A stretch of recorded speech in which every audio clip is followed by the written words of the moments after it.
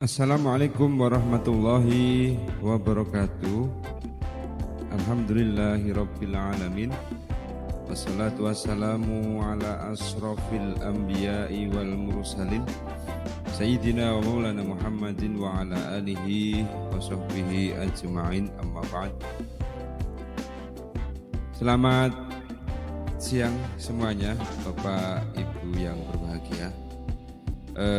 Izin memperkenalkan diri, nama saya Abdul Munif SPDI.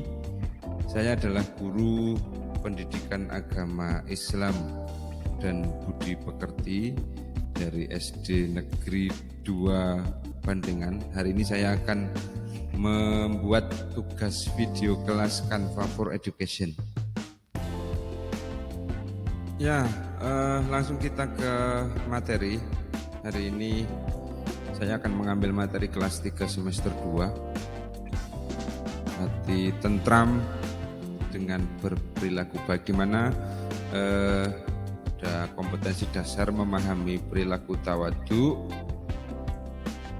memohon pertolongan, kemudian nanti untuk prakteknya mencontohkan perilaku tawadu, ikhlas dan memohon pertolongan. Ya, perilaku baik adalah segala sikap, ucapan dan perbuatan yang baik sesuai dengan ajaran Islam. Walaupun manusia menilai baik, namun apabila tidak sesuai dengan ajaran Islam, maka hal itu tetap tidak baik. Dan tentunya sebaliknya, walaupun manusia menilai kurang baik, apabila Islam menyatakan baik, maka hal itu tetap baik. Kita sebagai umat Islam tentunya ingin dapat mengikuti segala tuntunan dari Rasulullah Shallallahu Alaihi Wasallam. Hari ini akan masuk bahasan ikhlas dan mohon pertolongan. Innama bungistu liutammima makarimal akhlak. Sesungguhnya aku diutus hanya untuk menyempurnakan akhlak.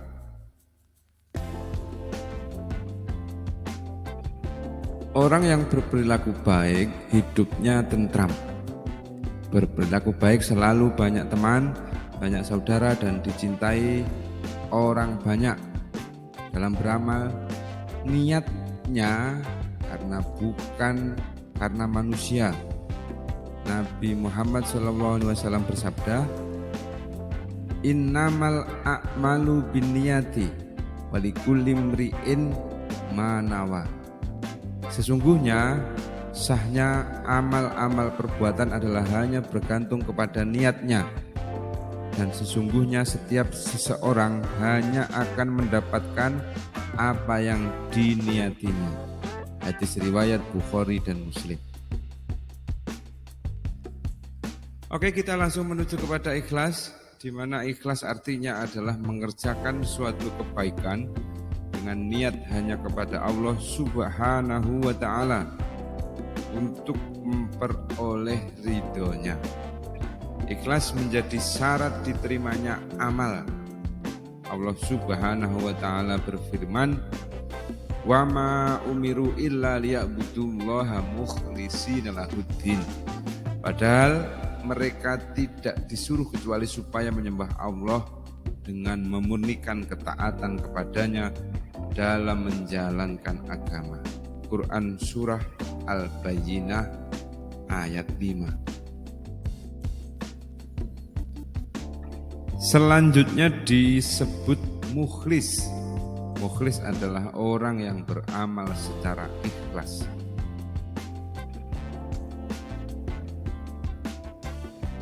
Sekarang kita menuju kepada manfaat dan keutamaan ikhlas, di mana yang pertama adalah membuat hidup menjadi tenang dan tentram. Yang kedua, amal ibadah kita akan diterima oleh Allah Subhanahu wa ta'ala. Yang ketiga, dibukanya pintu ampunan dan dihapuskannya dosa serta dijauhkan dari api neraka. Diangkatnya derajat dan martabat oleh Allah Subhanahu wa ta'ala. Dan yang terakhir adalah tentunya dekat dengan pertolongan Allah Subhanahu wa ta'ala. Allahumma amin. Setelah tadi ikhlas, Yang kedua adalah memohon pertolongan. Allah Subhanahu wa Ta'ala sebagai satu-satunya tujuan dalam beribadah, dan hanya kepadanya kita memohon pertolongan. Allah Subhanahu wa Ta'ala melarang hambanya memohon pertolongan kepada selain Allah Subhanahu wa Ta'ala. Allah berfirman dalam Al-Quran, Iyyaka na'budu wa iyyaka nasta'in. Artinya, hanya kepada Engkaulah kami menyembah dan hanya kepada Engkaulah kami memohon pertolongan.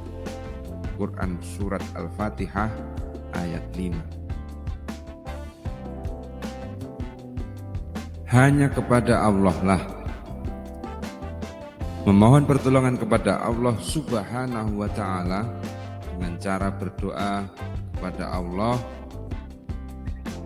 Berdoa dilakukan setiap hari, bahkan boleh di setiap waktu kita berdoa, baik di waktu sempit maupun lapang, di waktu sehat maupun sakit, dan di waktu senang maupun susah.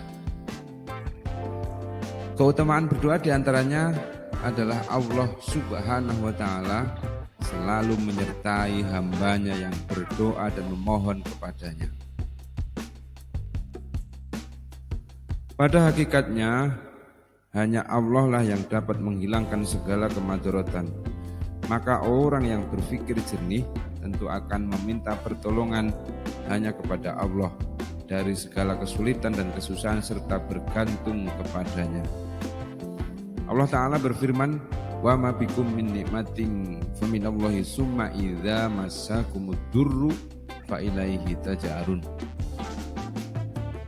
Dan apa saja nikmat yang ada pada kamu, maka dari Allah lah datangnya, dan bila kamu ditimpa oleh kemadaratan maka hanya kepadanya lah kamu meminta pertolongan. Quran Surat An-Nahl ayat 53. Adapun yang terakhir yang perlu kita ingat bersama, orang yang meminta tolong kepada selain Allah ketika mendapatkan musibah atau cobaan atau apapun, ia adalah orang yang durhaka kepada Allah. Akibat hatinya lalai dari berzikir kepada Allah dan meminta pertolongan kepada selain Allah Subhanahu wa Ta'ala, termasuk perbuatan syirik, dan syirik adalah termasuk dosa yang besar. Sekian dari saya, mohon maaf apabila ada kekurangan. Billahi taufiq wal hidayah. Wassalamualaikum warahmatullahi wabarakatuh.